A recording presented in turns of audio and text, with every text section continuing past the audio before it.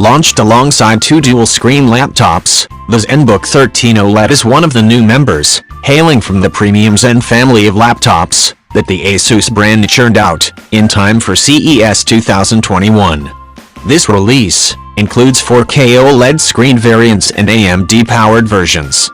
The Asus ZenBook 12 OLED UX 325 specifically is headlined with one of the latest functionalities and features the Taiwanese manufacturer currently has to offer in its flagship portfolio, a full HD OLED display with HDR enhancement and Pantone validation, Intel Iris Xe integrated graphics and 11th generation Intel Core processors, two Thunderbolt 4 ports, AI noise cancelling for video conferencing, and a dual-function touchpad.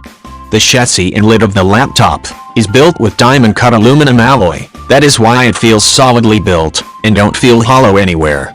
It is also immune to fingerprint smudges thanks to the concentric circle finish and the clean-cut metallic and reflective edges around the keyboard and a nice touch aesthetically.